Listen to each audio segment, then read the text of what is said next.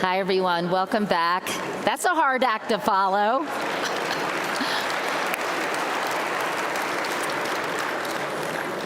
I'm Katie Couric, and I'm thrilled to be back at the Aspen Ideas Festival. As you all, oh, thank you. Thank you, Walter, and my father-in-law, Herb. It's great to be here. We're shifting gears here on a very serious subject right now because, as you all know, Wall Street Journal reporter Evan Gershkovich was arrested on March 29th and charged with espionage, an allegation he, the U.S. government, and the Journal vehemently deny. Although Russian prosecutors have presented absolutely no evidence, he's been held for nearly 13 weeks in Moscow's high-security Lefortovo prison and was denied an appeal to end his pretrial detention just last week. Almar Latour, CEO of Dow Jones and publisher of the Wall Street Journal, is here to talk about Evan's situation and the latest efforts to secure his release. So please welcome Almar Latour.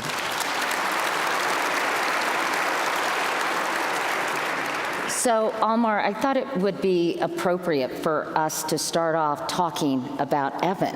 I know he's 31 years old. He's been working at the Journal for less than a year. Since January of 2022. So, and what can you tell us about him, his background, his personality, everything? Yeah, I can provide a little bit of a kaleidoscope. He's been with Wall Street Journal for a year and a half, roughly.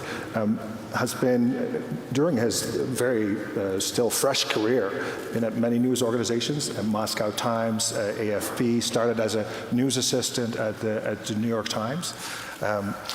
Some of the things that jump out, he's got a sense of humor. We learned this from many different directions. The London bureau of the Wall Street Journal knows him best. He was operating out of London, and so that's where he's got a large circle of friends veering in and out of Moscow. We hear from his lawyers, his Russian lawyers, that he is resilient, very focused. Evan, and this makes him remarkable, the kind of reporter that we all want at the Wall Street Journal and elsewhere, is really devoted to his trade. He invested a lot of time in learning Russian and really mastering it, getting to know the country that he covered. He's the son of two Russian Soviet immigrants. Evan is so passionate. He's also a soccer fan. He's a fan of Arsenal. The Arsenal fans have really responded to that very well. I think he can be forgiven for being an Arsenal fan, but he's passionate. For us and for all of us, what's incredibly important is the quality of his reporting.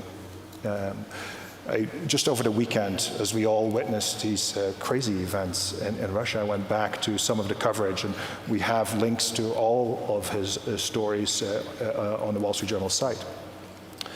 There's one on Prigozhin and the Kremlin and the tension that's building. And it was written more than 3 months ago, obviously, but it was as if it had been written on Thursday. It was very prescient, and you saw all the trends that clearly Evan reported out very early, and that got reflected. So he's still helping your reporters report on what's going on now, even though he can't report himself. You mentioned his parents fled the Soviet Union in 1979. I know they live in the States now. How are they coping with this whole situation? It must be just maddening for them. Yeah, imagine for anyone to see your son incarcerated just like that. So they are, given that, incredibly resilient. Ella, the mother, is a force, very, very strong. Mikhail, the father, similar.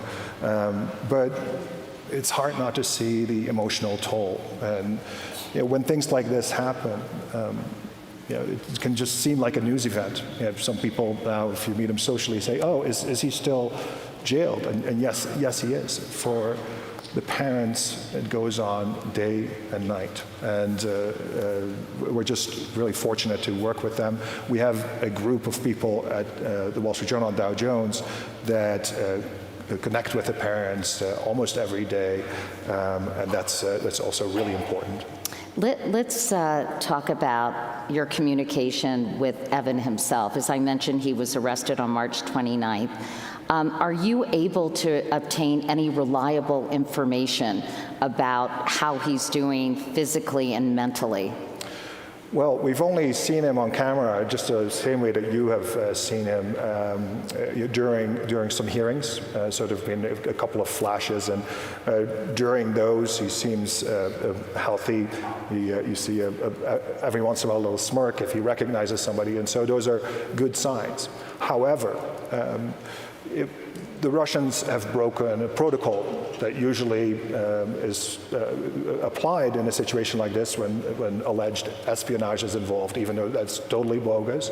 That you would still expect an adherence to that. And that entails normally that the consulate or the embassy can go over and check on a prisoner's health.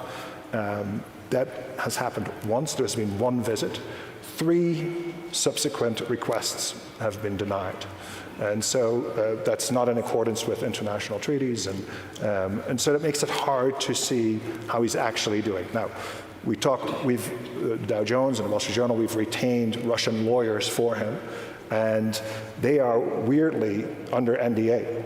They cannot talk about the case because it's a secret trial, and if they talk about the case, then they could be charged with espionage. So it's a Kafkaesque situation, but we do learn from them that he's allegedly in good spirits.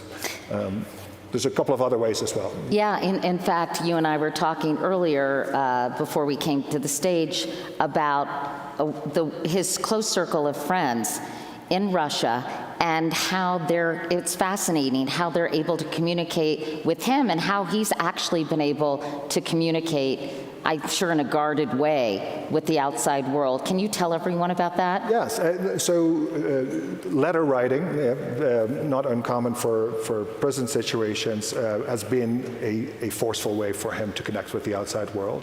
Now, this is being reviewed by the Russians and such.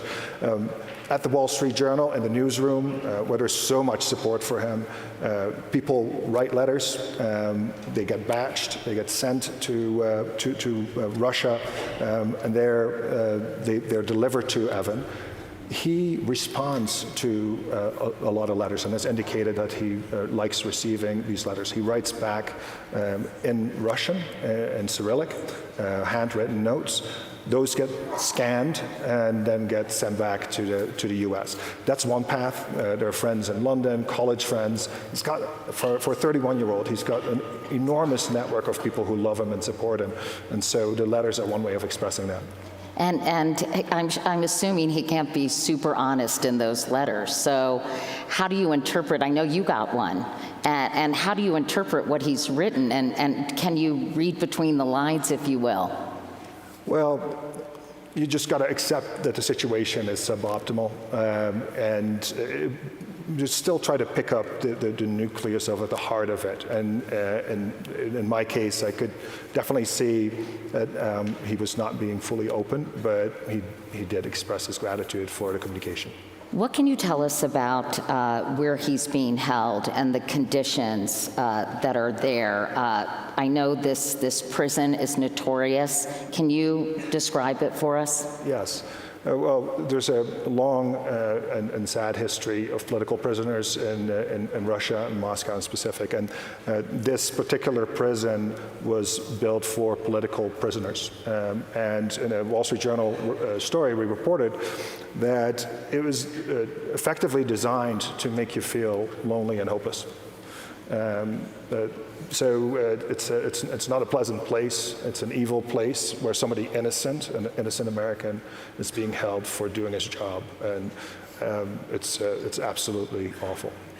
Can you pull back the curtain a little bit and tell us what the Wall Street Journal has been doing to try to secure Evan's release, and kind of the role of the federal government? Because I'm sure you're limited in what you can actually do. Yes, thank you, Katie. There's a huge reliance on the government, but we've set up a unit to release Evan, a task force, and it has different components, almost like you would run a very effective business, but focused on one goal.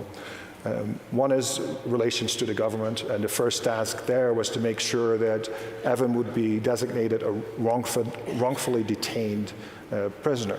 That's a special status that unlocks a lot of government resources, and so that happened faster than we had even expected. As a result of that, we've been working with the White House, with the state, with a special department within state, the Special Presidential Envoy for Hostage Affairs, Roger Carstens, who will be here, I believe, tomorrow, is landing today, who spearheads that office. And they're focused really on securing the release of wrongfully detained people, including Evan.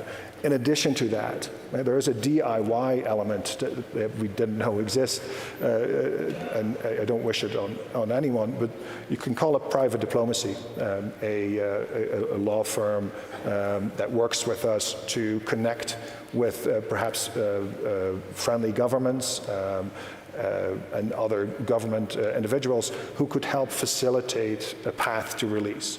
And so if you look back at some of these cases, including a very recent one, it wasn't espionage, but it was another exacerbated charge with Brittany Griner. There was a trade that happened in the end.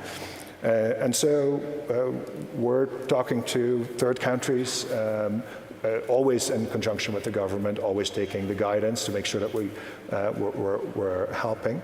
And the U.S. government is exploring all options on this as well. Are there efforts being made to find a potential person that could be used as a prisoner exchange, as was the case with Brittany Griner? Yeah, I don't want to be specific on this given the circumstances, but all options are being explored. We're going all out. As a company, I think as a government, and we're incredibly thankful for the work that has happened so quickly. And I also want to say thank you to the many of you in the audience who've expressed support. If for one moment anyone doubts that wearing a button saying "Free Evan" or saying something on social media, if you think that does not help, you're mistaken. That helps a great deal, because there's so many competing priorities in government. We have to make sure that Evan remains a priority. And keep the pressure on. That's right. You know, I know at the time of his arrest, Evan was reporting on PMC Wagner, this private military company, which we've been hearing so much about in recent days. And his last piece was about the deterioration of Russia's economy. And I'm just curious, I know you don't want to legitimize these actions in any way, shape, or form. Do you think that, having said that, do you think it might have precipitated what happened to Evan? Yeah, I don't want to link it, the arrest of an innocent journalist to a specific story. He was an accredited journalist. He was there with full knowledge of the Russian government. And so to link it back to him doing his job and make it specific somehow can oddly legitimize it, and I don't think that's the right way to go.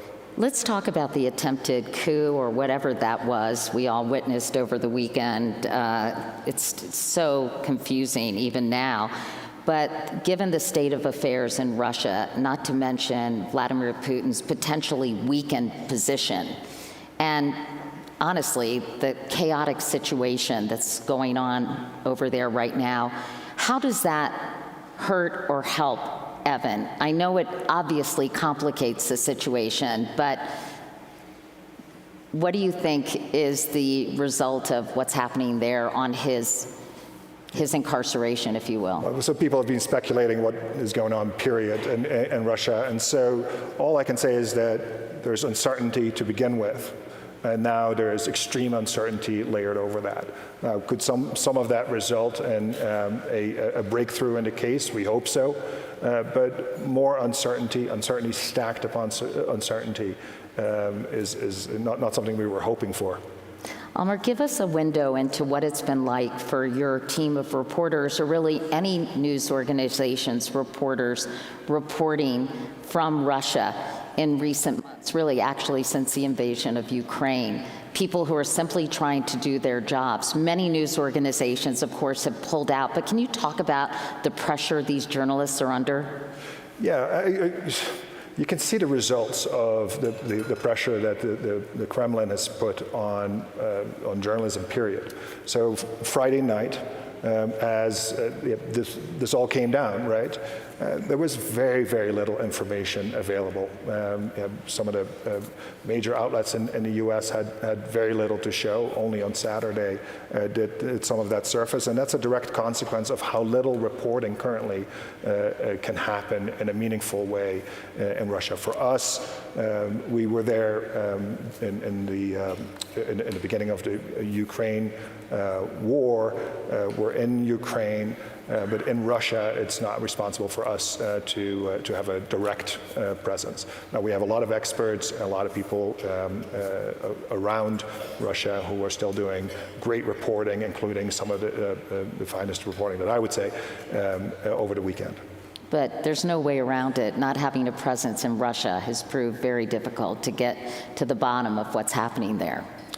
Yes, it's a real problem, and it highlights that this Evan case is also connected to something bigger, right? It's connected to how tolerant are we of autocrats choking off free press. So it's another reason, in my view, to be loud about Evan's incarceration, but also of the hundreds of journalists that have been arrested and are currently being detained all over the world. And in fact, we have some statistics. The Committee to Protect Journalists has reported a new global high for imprisoned journalists, with 363 reporters reportedly jailed last year, overtaking the previous year's record by 20%. So what do you think is behind this increased hostility towards journalists that's happening worldwide? Well, it's a deliberate playbook for autocrats that you've seen take place in many countries, Russia probably leading the charge under Putin. You can sort of see it step-by-step consolidation of major media, harassment of journalists, sometimes worse, and pushing out and shutting down certain media outlets.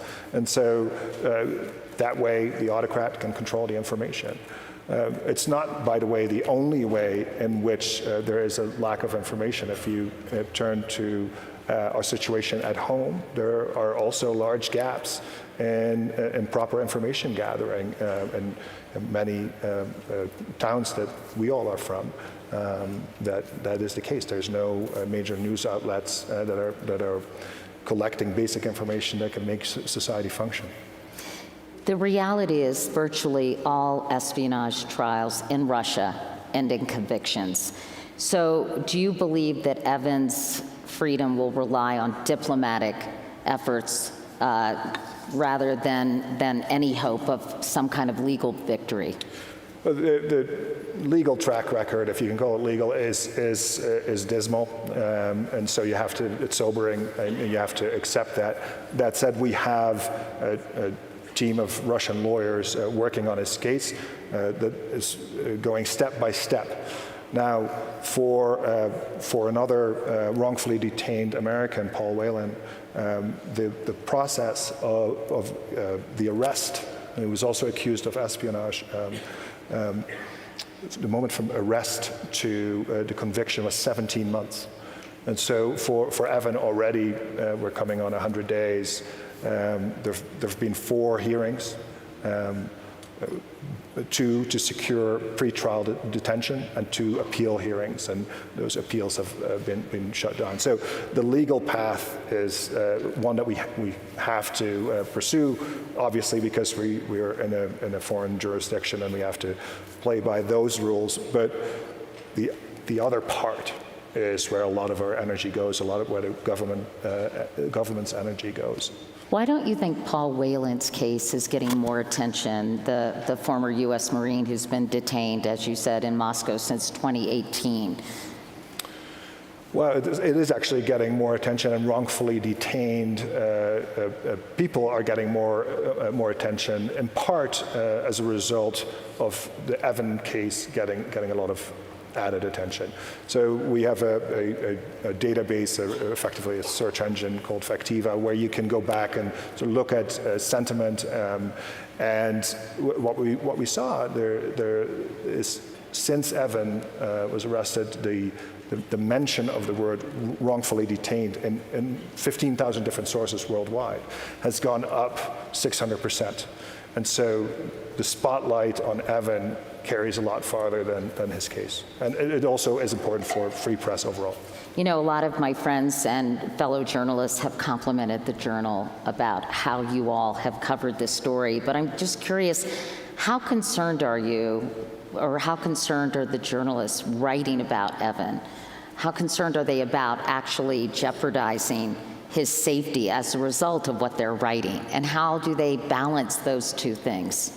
Yeah, the Journal has a relatively new editor, Emma Tucker, who is led with grace. This was a baptism by fire, and the whole newsroom has come together, and so everybody has a shared emotion. So much effort has been poured into this. You raise a really nettlesome point. In the past few weeks, the Russian press made an allusion to that if the Wall Street Journal would continue its coverage in this way or that way, the implication was that wouldn't be good for Evan. And that's exactly how autocrats want you to think, in Russia, but also in other places, to start somehow self-censoring, to somehow hold back. For us, our mission is to deliver reliable information, help people make decisions around the world, and that means we're going to do our reporting. Our advocacy and our reporting are two separate things. We cannot give up the great reporting. You recently wrote, "The world is watching." Somebody can give him a round of applause.